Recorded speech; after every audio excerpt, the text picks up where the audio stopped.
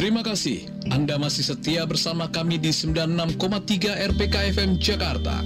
Siaran kami juga dapat didengarkan melalui audio streaming di www.radiopritakasih.com. Anda bisa berinteraksi bersama kami melalui fanpage di 96.3 RPK FM Jakarta. Kini kita ikuti acara selanjutnya.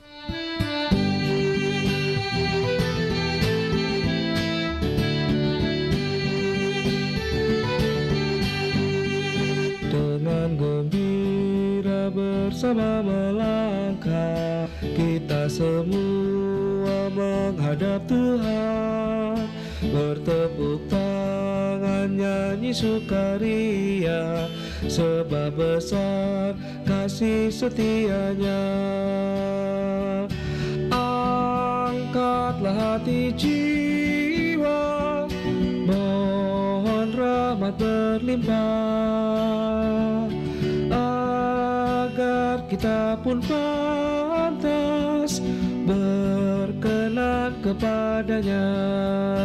Satukan kami umat-Mu ya Tuhan, dalam Kristus jadi satu warga, hingga kami sehati dan sejiwa memuliakan nama-Mu Tuhan.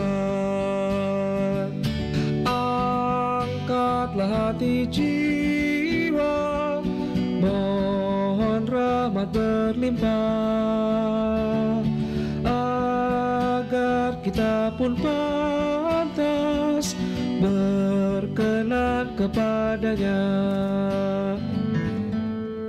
Selamat malam sahabat RPK dimanapun berada. Salam sejahtera bagi kita semua.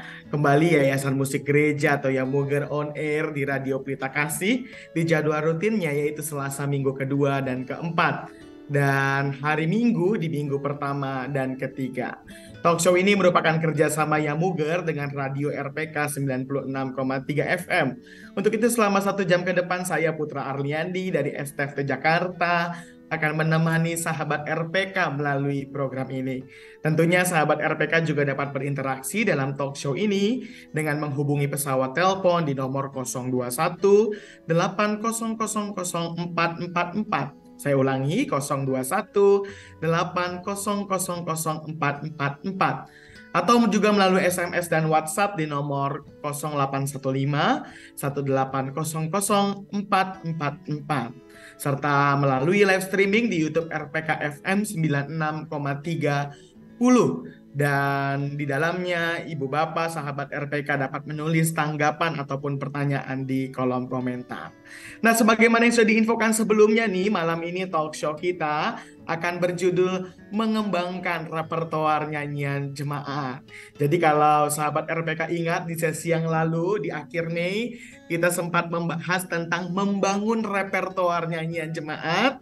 Kali ini kita akan sama-sama membahas mengenai bagaimana mengembangkan repertoar nyanyian jemaat. Dan dalam rangka itu hadir kembali nih narasumber yang juga pada Mei lalu men-sharingkan terkait membangun repertoar nyanyian jemaat. Narasumber yang tentunya ahli dan pakar di bidangnya. Yang pertama ada Pendeta Esther Pujo Widiasi atau akrab disapa Kak Esther. Halo Kak Esther, selamat malam. Selamat malam Arli, selamat malam pendengar RPK. Iya, Kak Esther suaranya nggak asing lagi, dosen dari STT Jakarta di bidang liturgika. Dan yang kedua ada narasumber kita yang gak kalah kece, Kak Pendeta Diki Agung Triatmojo atau biasa akrab dipanggil Mas Diki. Selamat malam, Mas Diki dari Malang. Ya, selamat malam Arli. Salam untuk semua pendengar RPK dari Malang. Betul, kelihatannya agak lebih dingin Malang beberapa waktu ini. Di sini hujan soalnya Mas. Apakah di sana hujan terus beberapa waktu ini? Baru hari ini, sore tadi sih hujan ya. Berapa hari kemarin tuh nggak hujan, hari ini hujan. Mungkin karena mau RPK nih ya, jadi hujan. Iya. Di sini banjir di beberapa titik kembali melanda. Iya. Di Keramat Jati terutama ya, Kak Esther, itu airnya lumayan itu. Nah, Sahabat RPK, Mas Diki ini adalah alumni SRT Jakarta juga dan saat ini melayani sebagai pendeta GKJW secara khusus sebagai staf Institut Pendidikan Teologi atau IPTH Balai Wiata untuk bidang liturgi dan musik ibadah. Nah langsung aja nih Kak Esther dan Mas Diki, kemarin kan kita udah sepakat nih soal apa itu repertoar nyanyian jemaat, lalu kemudian bagaimana membangun repertoar nyanyian jemaat. Nah karena katanya berubah di tema tahun ini, di tema hari ini jadi mengembangkan, maka pertanyaan pokoknya yang pertama, mengapa sih kita perlu mengembangkan repertoar nyanyian jemaat? Kak Esther boleh mungkin men-sharingkan beberapa hal bagi kita. Ya, terima kasih Arli. Nah, saya ingat nih waktu itu saya mewanti-wanti. Pokoknya, nah udah begitu ya, pokoknya jangan alergi gitu ya. Betul. Itu closing statement Kak Esther waktu itu. Saya juga kaget tuh. Wah, keras banget saya kalau udah ada pokoknya itu kan kayak keras ya. Kayak nasihat tuh itu. Tapi saya kira ini penting ya. Jadi kita sudah gereja-gereja kita kebanyakan. Jadi gini, gereja-gereja itu kebanyakan memiliki ya, sudah ada dasarnya, bangunannya, bangunan nyanyian jemaat itu seperti apa sih?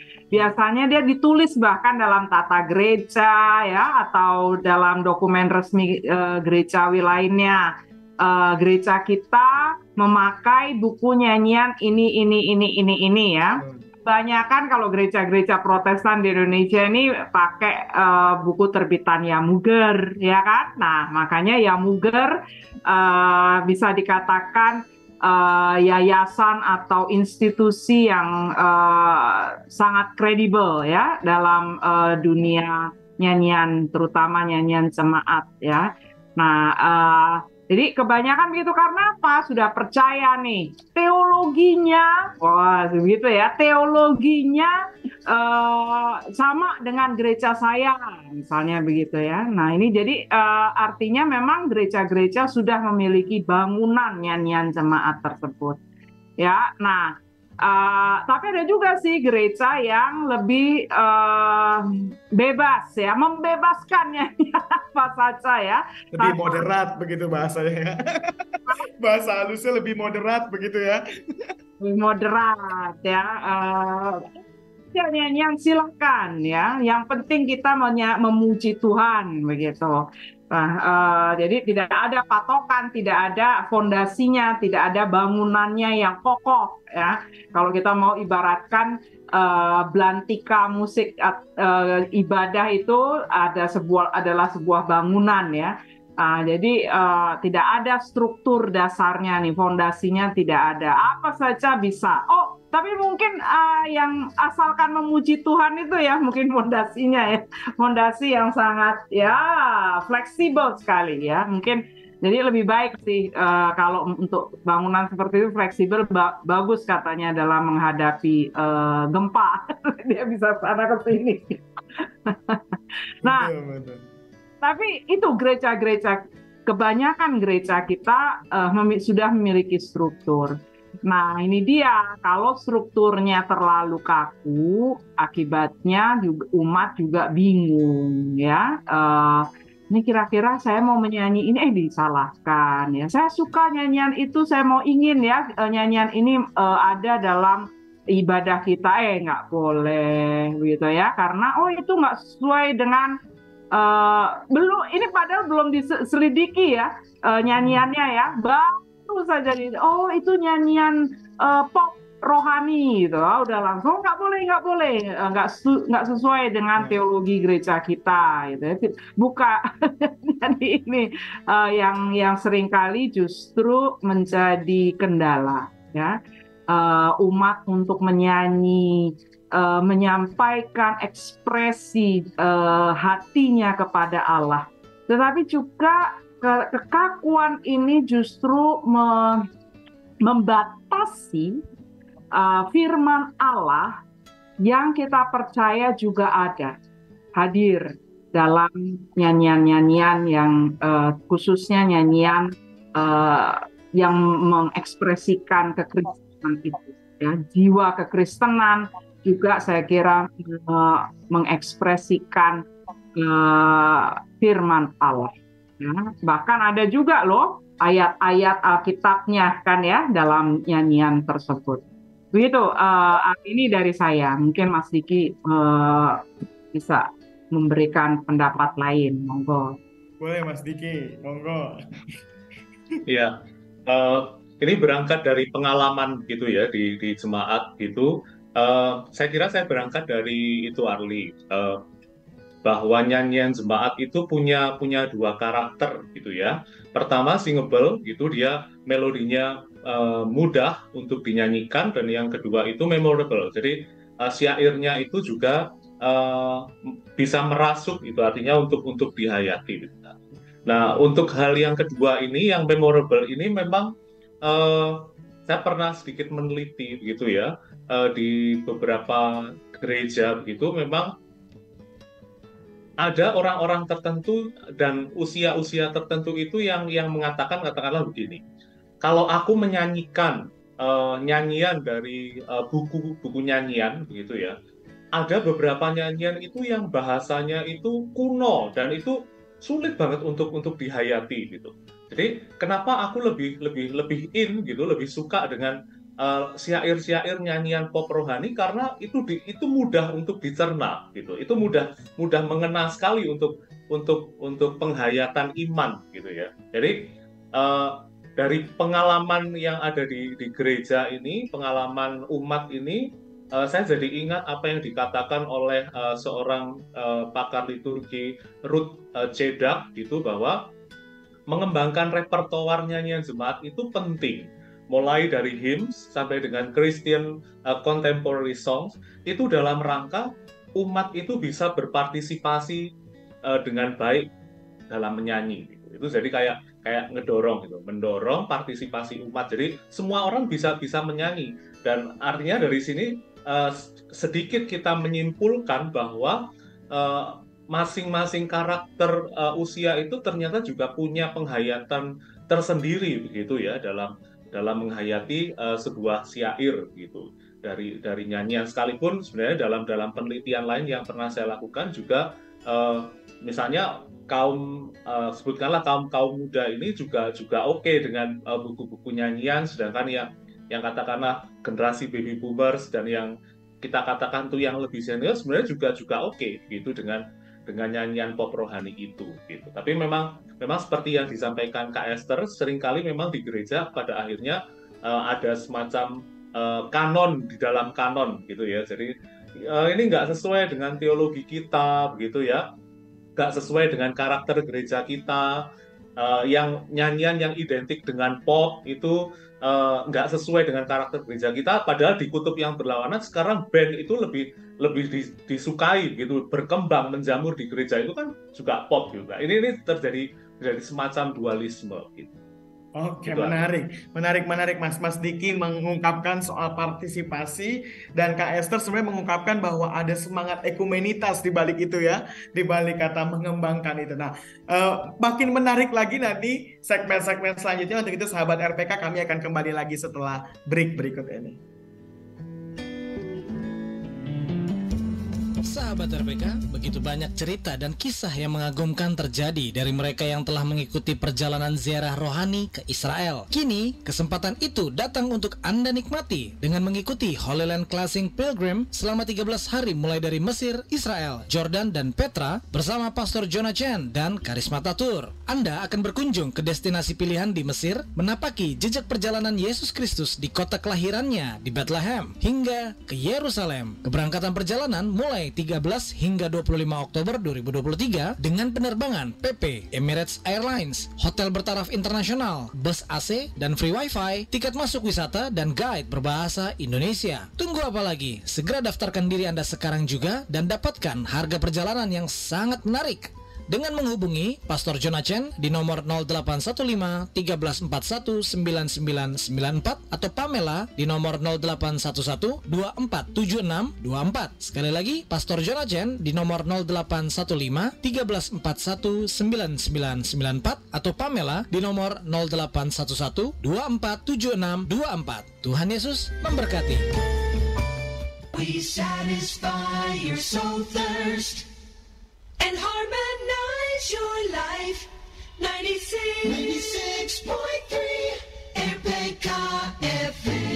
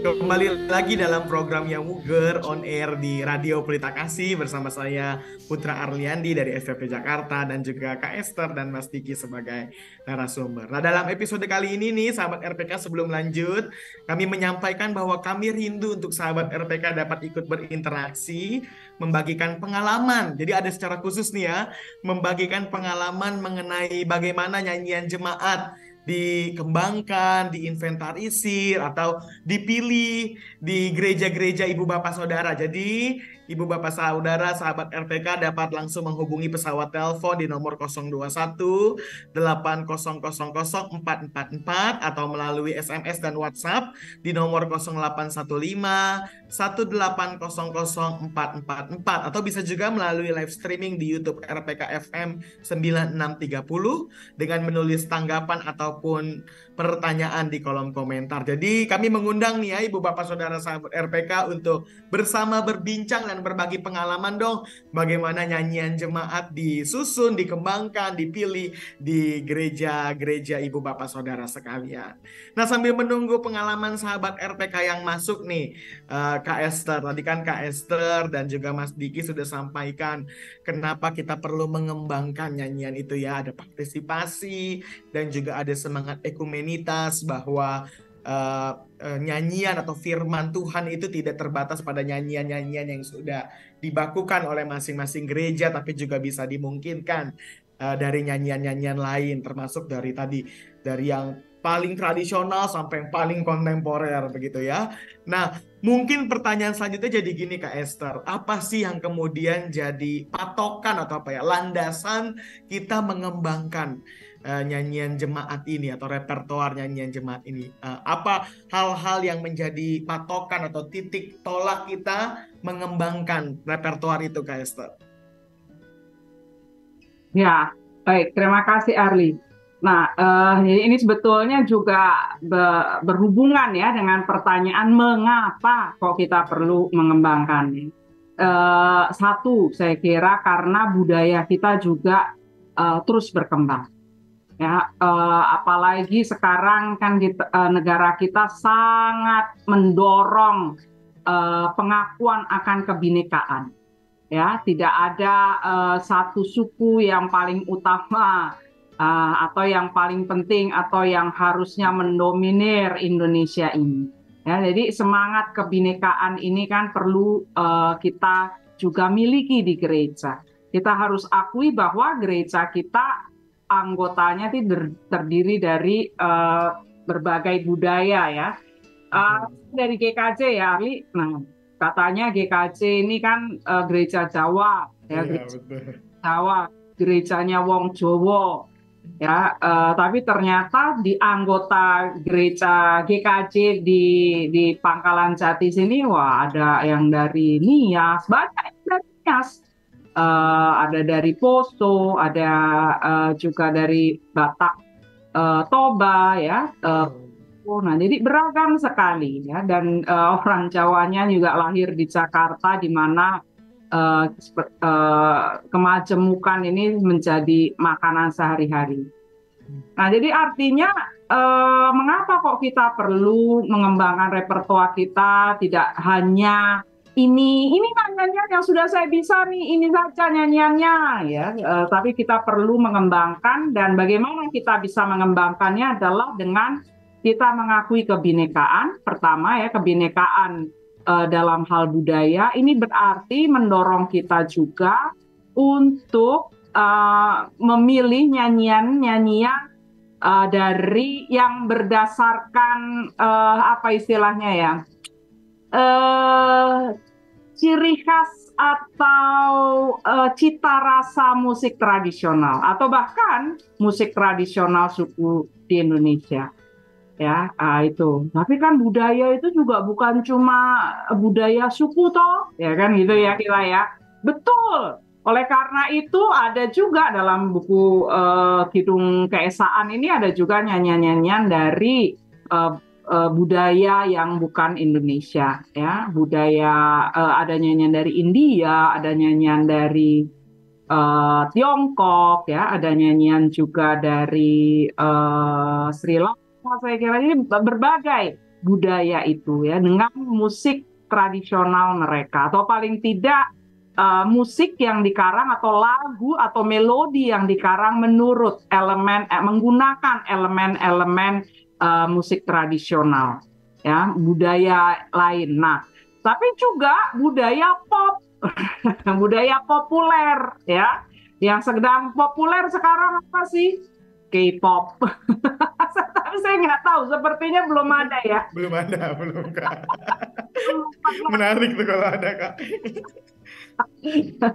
Mungkin di aransemen ala K-pop, mungkin, ya, nyanyian-nyanyian misalnya Ku Berbahagia atau ya nyanyian-nyanyian lawas itu yang di aransemen sesuai dengan K-pop mungkin ada, ya.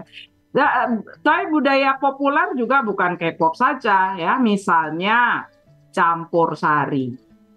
Ini misalnya nih, katakanlah satu gereja suku yang bukan suku Jawa berada di Jawa Tengah. Nah, budaya populernya apa sih di Jawa Tengah? Katakanlah di Solo. Apa sih? Oh, campur sari. Nah, bagaimana tidak gereja ini tidak menyanyikan campur sari, misalnya, ya, nyanyian-nyanyian dengan gaya campur sari, ya. Bahkan di GKJ pun kan ada berbagai macam budaya Jawa, ya. Jadi baru-baru ini saya mendengar kentrung, misalnya seperti itu, ya. Atau ada lagi jenis musik populer lainnya yang berdasarkan pada budaya lokal, budaya setempat. Jadi ini Arli, ya, bagaimana sih kita bisa mengembangkan repertoar nyanyian kita? Ya, lihat budaya sekitar apa, lihat budaya anggota jemaatmu apa, ya. Oh, ada suku ini, ada suku itu, carilah nyanyian-nyanyian dari suku tersebut, ya. Kidung Keesaan bisa menjadi startnya, ya, terutama untuk nyanyian-nyanyian dengan elemen musik tradisional suku Indonesia, ya. Dari Dayak banyak nih, dari Kalimantan, ya. Kemudian tadi yang kita dengarkan barusan itu seperti berbau-bau Melayu, ya, musik Melayu begitu. Nah, itu yang pertama, Arli. Mungkin Mas Diki ada tambahan nih. Monggo, Mas, di GKJW gimana, Mas? Mungkin, Mas, pengalamannya. Ya, sebenarnya sebagai anggota jemaat juga yang berbasis gereja Jawa gitu, sebenarnya ini disclaimer, ya, tapi perlu diteliti lagi gitu. Memang di gereja GKJW dan mungkin juga GKJ begitu, melestarikan budaya itu memang jadi prinsip utama begitu bagi kami gitu. Nah, bagaimana caranya? Salah satu yang dilestarikan itu kan tentu kalau gereja Jawa itu kan identik dengan yang namanya karawitan gitu atau gamelan gitu ya. Iya, iya. Cuman masalahnya memang tidak semua gereja itu memiliki alat itu gitu. Alasannya macam-macam. Mungkin yang pertama alasannya mahal gitu karena seperangkat gamelan itu harganya bisa sampai ratusan juta gitu. Lalu yang kedua juga kaitannya dengan orang yang mengajar gitu. Tidak semua orang bisa mengajar gitu. Belum lagi kalau nanti misalnya ada katakanlah dalam tanda kutip orang yang rewel gitu ya. Ini harus sesuai pakem kerawitan, harus sesuai pakem itu semakin menjauhkan orang begitu dengan musik itu gitu. Sehingga dari situ mungkin kalau saya salah saya bisa boleh dikritik, boleh dikoreksi. Kerawitan akhirnya jadi semacam alat musik yang identik dengan high culture gitu karena tidak semua orang bisa memainkan, tidak semua orang bisa mengajar gitu terkait dengan itu dan akhirnya seperti yang dikatakan oleh Kak Esther tadi akan ada muncul gitu ya musik-musik alternatif yang lain gitu misalnya seperti campur sari dan jula-juli gitu yang lain itu sebagai bagian dari itu di mana itu lebih dekat dengan kehidupan rakyat gitu. Dan hal ini juga mengingatkan pada apa yang dikatakan oleh Pak Pandop gitu bahwa sebenarnya pekerjaan untuk mengembangkan repertoar nyanyian jemaat, musik gereja yang berbasis katakanlah etnik ini memang menjadi pekerjaan yang menantang dan mengasihkan karena memang ini merupakan pekerjaan kombinasi, pekerjaan bersama gitu ya. Jadi nggak hanya cuma teolog, ahli musik gereja gitu, tapi juga etnomusikolog gitu. Dan Pak Pandop pernah mengatakan bahwa justru kalau mau mengembangkan hal-hal yang berbau etnik begitu, kamu harus datang ke tempat di mana suku itu berada, hidup bersama, live in, tahu bagaimana mereka menghayati alat musik itu, filosofinya seperti apa. Sehingga dari situ ketika kita mengembangkan nyanyian jemaat yang berbasis etnik gitu, itu paling tidak mendekati gitu dengan apa yang mereka hidupi selama ini. Gitu Arli. Wah, menarik banget, menarik. Tadi apalagi tadi ada istilah baru tuh etno musik. Apakah sorry Kak? Etno musik. Etnomusik. Wih, luar biasa. Ini term baru nih buat bagi kita, mungkin bagi sahabat RPK juga. Menarik Kak, tapi berarti artinya dari segi budaya, latar belakang budaya secara khusus baik itu si gereja itu berada ataupun jemaat itu sendiri itu bisa jadi patokan ya supaya kita mengembangkan nyanyian jemaat. Saya teringat bahwa waktu itu salah satu dosen saya pernah bilang bahwa sekarang ini kan zamannya hybrid ya, hibriditas. Jadi nggak ada yang betul-betul lagi satu budaya tunggal, tapi semuanya hybrid. Dan mari kita merayakan hibriditas itu lewat mengembangkan repertoar nyanyian jemaat. Begitu kurang lebih. Nah, kami akan lanjut tentu dengan materi dan sharing-sharing yang lebih menarik. Kami mengundang Ibu Bapak sahabat RPK untuk terlibat bersama dengan kami. Dan kita akan kembali setelah break berikut ini.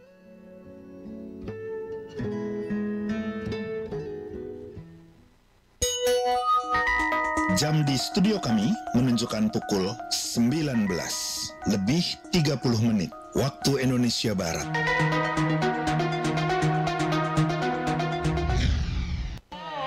JIU Universe. Saya Francisca, alumni dari JIU, jurusan akuntansi angkatan 2018. Dan sekarang saya bekerja di salah satu perusahaan Korea di Indonesia. My name is Seung-yeol, who is one of international students from South Korea at JIU, majoring in English Literature Batch 2021.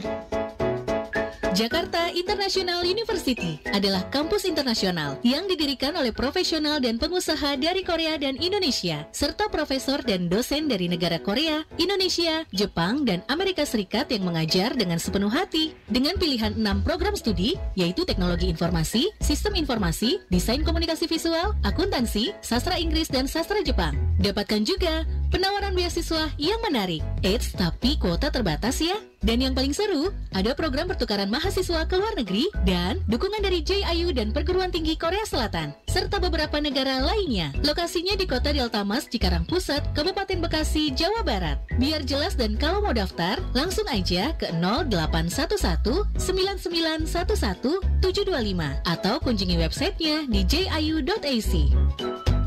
JIU, we dream of your great future. 96.3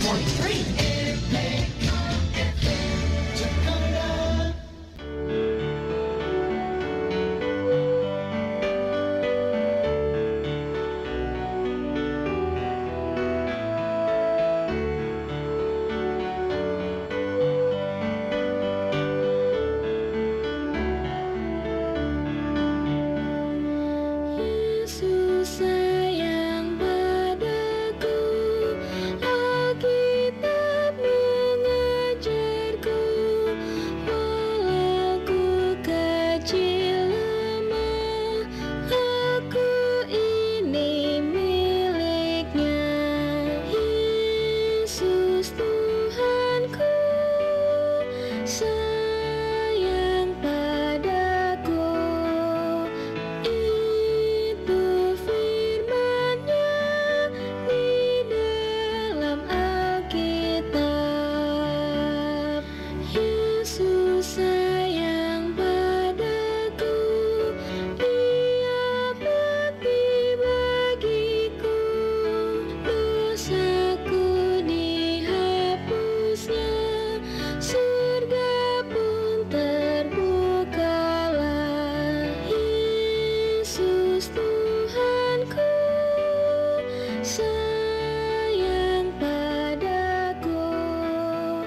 Itu Oke, sahabat RPK, kembali lagi bersama saya, Arli, dan juga Mas Diki dan Kak Esther sebagai narasumber pada kesempatan kali ini. Sekali lagi, kami mengundang Ibu Bapak Saudara sahabat RPK untuk bergabung melalui telepon ataupun lewat SMS dan WhatsApp, atau bisa juga melalui tanggapan di live chat di kolom live streaming RPK FM 9630 untuk men-sharingkan juga nih bagaimana pengalaman Ibu Bapak Saudara sahabat RPK dalam memilih atau mengembangkan nyanyian, atau juga mungkin terkait dengan menginventarisir nyanyian-nyanyian di gereja-gereja Ibu Bapak Saudara sahabat RPK sekalian. Kami menunggu ya Ibu Bapak Saudara.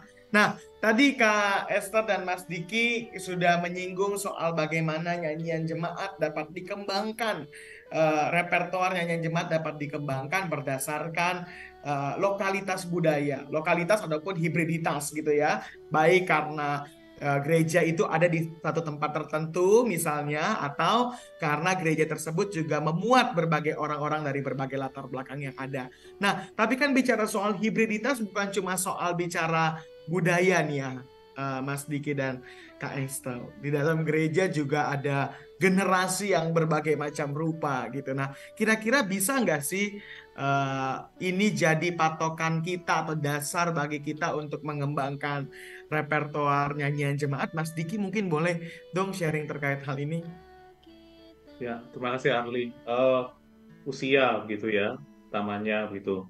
Kalau kita memahami bahwa khususnya ibadah minggu atau liturgi minggu itu adalah ibadah umum di mana semua kalangan usia itu bisa bisa datang beribadah begitu. Tentu secara otomatis konsekuensinya adalah repertoar nyanyian jemaat atau daftar nyanyian yang akan dinyanyikan di dalam kebaktian minggu memang seharusnya juga ramah terhadap usia-usia yang ikut beribadah di dalam kebaktian minggu itu. Nah, memang ini sedikit catatan dari saya begitu. Mohon maaf untuk yang muger gitu terkait dengan kidung keesaan gitu. Saya membandingkan dengan kidung jemaat gitu, bahwa ada nyanyian yang di kidung jemaat itu sebenarnya diberi tanda bintang gitu untuk anak-anak, tetapi di kidung keesaan itu jadi tidak ada begitu. Saya kemarin mencari-cari gitu yang mana begitu. Sekalipun nyanyian itu ada begitu ya di kidung keesaan gitu, tapi itu tidak ada lagi bintang gitu. Sebenarnya ini menjadi satu hal yang disayangkan begitu untuk hal itu, karena justru Kidung Jemaat menurut saya justru sangat intergenerasi begitu nyanyiannya ketika ada tanda itu gitu. Nah, sehingga ketika di situ kita dipandu oleh nyanyian yang katakanlah di Kidung Jemaat itu sudah diberi tanda begitu, ini untuk anak-anak begitu, kemudian ada yang lain sebenarnya itu ya Muger sudah memberikan semacam pattern gitu ya kepada gereja-gereja bahwa nyanyian di ibadah minggu itu sebenarnya sangat intergenerasional gitu. Karena Kidung Jemaat itu adalah buku nyanyian yang paling banyak dipakai di seluruh gereja gitu di Indonesia gitu. Dan tentu berikutnya juga untuk mengakomodir begitu nyanyian-nyanyian begitu yang katakanlah itu identik dengan anak muda begitu. Saya kira ada beberapa gereja gitu, saya tag saja namanya, dan itu adalah gerejanya Arli gitu, yang saya tahu bahwa dalam buku nyanyiannya juga memasukkan itu, mengakomodasi beberapa nyanyian pop rohani yang tentu itu baik untuk dinyanyikan gitu ya, untuk peribadatan gitu. Sekalipun memang seperti yang Kak Esther bilang dalam sesi pertama tadi, nyanyian-nyanyian seperti itu kadang memang banyak digugat oleh warga jemaat karena tidak sesuai gitu. Sebenarnya pengalamannya itu bukan cuma sekedar hanya katakanlah melihat kulit luar begitu ya. Padahal sebenarnya katakanlah itu mazmur gitu ya. Liriknya sangat mazmur, tapi karena itu di cover begitu, dikemas dalam nuansa pop, akhirnya orang dengan mudah menilai bahwa ini seperti gereja sebelah. Padahal kalau dilihat kandungan teologisnya itu mazmur gitu ya. Nah, ini jadi semacam catatan bagi kita dalam pengembangan itu. Itu Ari. Oke, menarik. Kalau Kak Esther sendiri gimana Kak pengalamannya Kak? Dan juga tentu ada berbagai ibadah ya, komisi anak dan lain sebagainya. Dan akhir-akhir ini kan itu ya ibadah intergenerasional kayaknya menjamur nih di mana-mana. Gimana Kak Esther tanggapannya? Betul sekali. Nah, ini dia ya. Jadi satu hal yang dapat kita lakukan untuk kita mengembangkan repertoar nyanyian kita, nyanyian untuk ibadah, adalah dengan memperhatikan kelompok-kelompok usia. Atau kalau kita mau pakai istilah generasi juga bisa, berbagai macam generasi, dengan catatan tidak selamanya anak muda suka nyanyian pop. Tidak selamanya orang-orang tua suka dengan nyanyian berbentuk himne dengan tempo yang lambat, ya. Itu dia. Artinya apa toh? Mulai dari anak-anak sampai dengan orang tua yang sudah misalnya usia 100 tahun ya sampai lansia, itu bisa memiliki cita rasa musik yang berbeda-beda, ya. Tetapi memang kita harus akui ada kalau berdasarkan teori usia atau teori generasi ya, ada cita rasa musik sendiri yang dimiliki oleh generasi tertentu atau kelompok usia tertentu ya. Dengan misalnya juga kita memperhatikan kesulitan syair ya, konseptual yang misalnya terlalu abstrak untuk anak-anak, wah ini sulit untuk dicerna misalnya. Jadi kalau untuk anak ya yang konkret, Yesus sayang padaku, Alkitab mengajarku, itu seperti yang sudah tadi kita dengarkan. Tetapi jangan kita mandek di situ, jangan kita hanya berhenti di situ kan. Nanti anaknya tidak bisa belajar. Jadi mari kita juga memperkenalkan kepada anak nyanyian-nyanyian yang bisa juga dinyanyikan oleh orang tua atau digemari oleh para remaja. Misalnya seperti itu. Ya, jadi tapi ini perlu sekali dengan sengaja. Nah, ini ya, dengan sengaja gereja memilih nyanyian yang ini baik untuk anak. Oh, ini baik untuk orang dewasa. Oh, ini digemari oleh para remaja dan kaum muda lainnya. Misalnya, oh ini lagi hits nih di kalangan para pemudi dan pemuda. Misalnya seperti itu, ya. Jadi dengan sengaja, karena apa? Kita ingin nyanyian di gereja kita ini juga cukup luas, ya, tidak hanya itu saja, itu melulu. Nah, meskipun saya tidak mengatakan kita harus nyanyi setiap minggu, ya, ibadah minggu kita harus nyanyi, ada aja nyanyian yang baru atau semua nyanyian yang baru setiap minggu nyanyi baru. Wah, nggak bisa begitu juga, ya, akan frustasi juga. Tapi ini dia, ada kesengajaan, misalnya sekolah minggu atau ibadah anak, dengan sengaja kita juga memperkenalkan nyanyian-nyanyian yang biasanya dinyanyikan oleh orang tua pada kebaktian minggu, ya, misalnya begitu. Kita perkenalkan juga misalnya Tuhan mengutus kita ke dalam dunia, misalnya seperti itu, ya. Atau kita memperkenalkan juga kepada kaum remaja, misalnya kami puji dengan riang, misalnya seperti itu, ya. Atau kita perkenalkan di kalangan lansia, aduh, ini saya nggak maaf ini kalau yang untuk nyanyian pop saya saya tidak tahu. Hidup ini adalah kesempatan, Kak. Itu di mana-mana tuh. Khusus untuk orang tua, ya, misalnya rayakan Yesus, rayakan cucu, misalnya itu, ya. Jadi ada upaya untuk saling memperkenalkan nyanyian-nyanyian yang digemari oleh kelompok usia tertentu. Seperti itu, ya. Dengan itu sebetulnya dengan menyanyikan, kita menyanyikan nyanyian-nyanyian yang berbeda-beda ini, sebetulnya kita sedang mengekspresikan kesatuan tubuh Kristus itu. Jadi bukan saya hanya menyanyikan nyanyian yang disukai oleh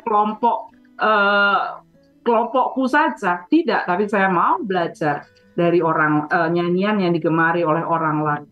Nah, jadi ada kesengajaan terus, ya. Nah, ini kadang-kadang gereja malas nih dengan sengaja membuat umat untuk belajar. Karena apa? Aku nggak bisa baca not, aku nggak suka nyanyian itu. Oh, itu tidak sesuai dengan teologiku. Belum dipelajari nih teologinya, ya. Tadi juga kan Mas Diki katakan sebetulnya dari Mazmur, tapi karena dikemas dengan musik pop, ya. Udahlah, nggak. Nah, begitu kira-kira. Nah, sehingga hibriditas tadi bisa juga ini, ya, kita hidupi dan yuk kita rayakan. Iya. Dan itu juga salah satu upaya supaya tidak ada kategori usia pun yang tersingkirkan gitu, ya, Kak, berarti, ya, dan terlupakan, ya, lewat upaya tadi, ya. Betul menarik. Mengekspresikan intergenerasi, ya. Sehingga gereja tidak terkotak-kotak, tapi setiap generasi bisa berinteraksi, gitu loh, ya kan? Intergenerasi kan bukannya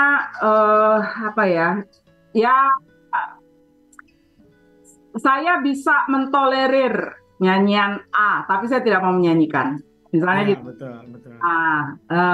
Tapi kita mau belajar dan menyanyikannya. Kita mau mengapresiasi, berusaha mengapresiasi, ya. Makanya itu. Kalau misalnya nggak apa-apa, itu kaum muda menyanyikan itu nggak apa-apa. Nih, saya udah dari golongan usia 50 tahun ke atas, ya. Nggak apa-apa, anak muda menyanyikan itu, nggak apa-apa. Tapi aku nggak mau, ya. Nanti ibadah umum jangan ada, ya, nyanyian itu, ya. Itu bolehnya dinyanyikan dalam ibadah remaja saja. Wah, ini dia, ya, katanya umum. Tadi masuk. Iya, betul, Kak. Iya, menarik banget, Kak. Ini ada sapaan juga nih, Kak, dari Kak Mary Josephine di YouTube kita. Selamat malam, Ibu Pendeta Esther Pujo dan Pak Pendeta Diki Triatmojo dan Pak Putra Arliandi. Materinya bagus banget dan mudah dipahami. Terima kasih untuk materi talkshow malam ini. Tuhan Yesus memberkati. Tuhan berkati juga. Kak Mary. Mari Ibu Bapak, Kakak-kakak, saudara sekalian, sahabat RPK nih mau sesi terakhir nih. Untuk itu sekali lagi kami mengundang Ibu Bapak, saudara sahabat RPK untuk terlibat men-sharingkan bagaimana nyanyian jemaat di gereja Ibu Bapak saudara sekalian di sesi terakhir ini ya. Kita break sejenak sebelum kita lanjut di sesi selanjutnya. Saya ingin mengingatkan kembali bahwa PPKM telah dicabut di akhir 2022 yang lalu. Jadi kalau tadi Pak Gubernur Kaltim menyampaikan yang pakai masker itu dianggap agak sakit, nggak salah Pak Gub, nggak salah, karena memang PPKM sudah dicabut. Jadi apalagi di luar ruangan itu sudah tidak wajib pakai masker. Tetapi di dalam ruangan kalau ada yang masih pakai masker juga tetap diperbolehkan demi kesehatan. Baru saja kita dengar Presiden Republik Indonesia, Insinyur Joko Widodo, yang mengingatkan walaupun PPKM sudah dicabut, tapi penggunaan masker masih diperbolehkan, bahkan tidak dilarang. Semuanya itu tentunya supaya kita terjaga dari paparan COVID-19 dan segala variannya. So, for now, selama masih dalam masa pandemi, tetap pakai masker ya. Iklan layanan masyarakat ini dipersembahkan oleh 96,3 RPK FM Jakarta. 96.3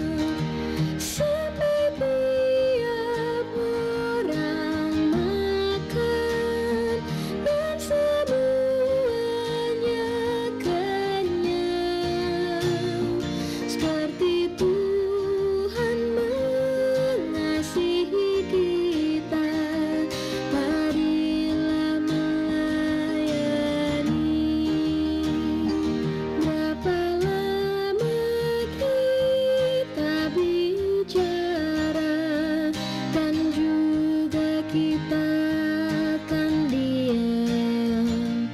Jakarta. Oke, tidak terasa kita sudah di sesi terakhir ya sahabat RPK, sesi terakhir dari talk show kita pada malam hari ini. Dan soal yang terakhir ini nih mungkin Kak Esther dan Mas Diki, selain tadi ya kita sudah bahas terkait bagaimana mengembangkan nyanyian jemaat berdasarkan lokalitas atau kemajemukan budaya dari sebuah jemaat, lalu juga terkait dengan generasi atau kategori usia yang ada dalam jemaat itu. Kira-kira apa lagi sih mungkin Kak Esther patokan kita yang juga bisa menjadi semacam titik tolak atau titik dasar kita kemudian mengembangkan nyanyian jemaat? Ada lagi nggak Kak sih Kak kira-kira? Tadi di awal kan kita mengatakan kadang-kadang teologi gereja ini menjadi fondasi, ya. Ya, betul. Dan disitulah struktur itu berdiri. Struktur nyanyian jemaat, bangunan nyanyian jemaat itu. Nah, saya kembali lagi jadinya ke teologi itu. Tetapi ini bukan teologi gereja yang apa istilahnya ya, yang itu saja. Jadi karena apa? Sebetulnya teologi sendiri itu juga berkembang. Ya, kita memahami tentang Allah.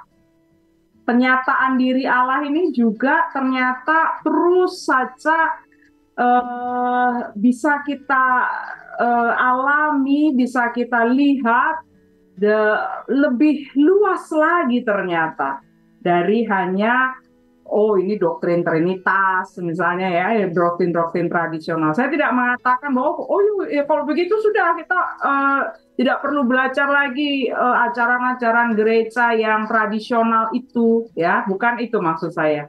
Tetapi ternyata teologi pun berkembang. Karena apa toh? Masalah dalam masyarakat juga berkembang. Ya, kemajemukan yang ada dalam masyarakat bukan hanya dari segi budaya, tetapi banyak lagi gitu ya.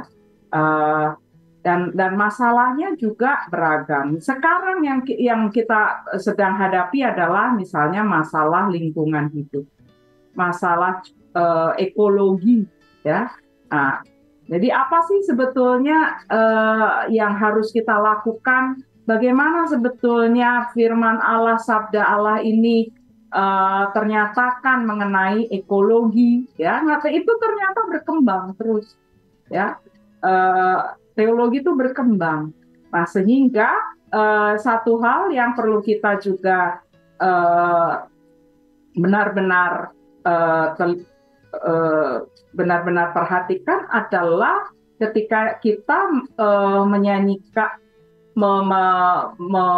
mengembangkan repertoar nyanyian jemaat adalah bahwa teologi itu berkembang. Sehingga carilah juga nyanyian-nyanyian yang merefleksikan perenungan kita akan sabda Allah sesuai dengan masalah yang kita hadapi bersama ini. Ya, ada tentang nyanyian ekologi, banyak nih di Kidung Keesaan. Di Kidung jemaat cuma beberapa ya. Tapi di Kidung Keesaan lebih ada beberapa lebih banyak lagi, begitu. Ada kemudian tentang kemajemukan, ya, teologi tentang pluralisme misalnya. Nah, ada juga ada apa lagi? Pergumulan kontemporer sekarang apa? Tentang kemiskinan misalnya. Ada juga ya. Jadi misalnya kita tadi saya nggak tahu. Suaranya tidak terlalu terdengar dari saya ya, yang siaran nyanyian tadi yang disiarkan, tapi yang kita pilih kan Kidung Keesaan 580 ya, berapa lama lagi kita bernyanyi. Nah, ini adalah tentang kelaparan misalnya ya, masalah tentang kelaparan. Begitu Arli. Betul, betul Kak. Dan setahu saya juga ada tentang membayar pajak itu di Kidung Keesaan juga ada tuh Kak. KK 710 kalau nggak salah ya. Nanti kita bisa cek sama-sama, itu juga ada soal membayar pajak. Lalu ada juga tentang air yang jernih yang dibutuhkan oleh semua orang dan lain sebagainya. Jadi memang dalam hal-hal isu kontemporer, baik itu sosial maupun ekologis, itu juga perlu diupdate ya Kak, supaya kesadaran kita akan isu-isu itu juga meningkat secara efektif lewat nyanyian. Begitu Kak Esther ya? Iya, oke. Nah, ini nggak kerasa sudah di ujung sesi nih. Nggak kerasa ternyata 60 menit berlalu dengan cepat. Untuk itu, boleh nih langsung aja. Mungkin Mas Diki, boleh nggak beri sedikit closing statement bagi kita semua?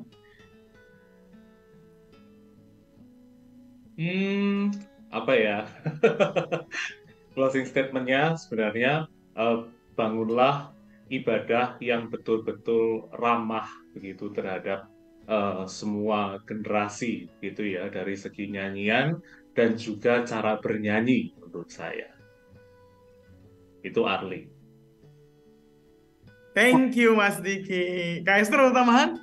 Ini cara bernyanyi ini sebetulnya diskusi baru. Nanti bisa jadi sesi selanjutnya nih ya Kak. Ini sudah memberi baru nih. Closing statementnya Mas Diki. Betul sekali ya, karena repertoar nyanyian jemaat memang perlu dikembangkan, meskipun saya yakin ya kita tetap perlu memperhatikan fondasinya, ya, fondasinya bangunan itu apa di gereja kita.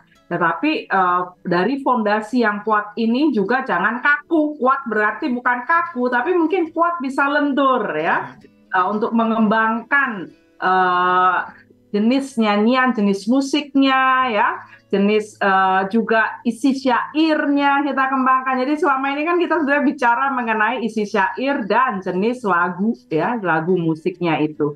Tapi juga ada satu komponen lainnya, bagaimana cara kita menyajikannya, bagaimana cara kita menyanyikannya, how to perform istilahnya gitu ya. Ditunjukkannya seperti ini. Mau nggak mau kita bicara tentang seni pertunjukan ya. Oleh karena itu sekarang ini banyak sekali pertanyaannya begini kalau di gereja saya, ini mau diaransemen seperti apa nyanyian ini? Iya. Ini nanti untuk pembicaraan selanjutnya. Iya, betul. Oke, thank you Mas Diki, thank you Kak Esther untuk sharingnya malam hari ini. Terima kasih sharing yang sungguh bermanfaat. Tentu semoga kita di masing-masing gereja kita, masing-masing jemaat juga dapat mengembangkan repertoar nyanyian jemaat untuk membangun kesadaran yang lebih luas, baik terkait dengan hibriditas budaya ataupun kategori usia, atau juga berkaitan dengan isu-isu kontemporer dan lain sebagainya. Terima kasih sahabat RPK sudah bergabung bersama dengan kami selama 60 menit ini, dan jangan lupa untuk bergabung kembali di program kami selanjutnya, yaitu di hari Selasa untuk minggu kedua dan keempat, dan hari Minggu untuk minggu pertama dan minggu ketiga. Sekali lagi terima kasih untuk yang telah berinteraksi tadi. Kak Mary, terima kasih, semoga baik-baik dan sehat-sehat di tempatnya masing-masing. Dan terima kasih untuk Kak Esther, Mas Diki, terima kasih banyak di Charlie, Kak Esther di Jakarta dan Mas Diki di Malang. Salam untuk keluarga semua, semoga sehat-sehat. Terima kasih semuanya, Tuhan memberkati, sampai jumpa. Sampai jumpa.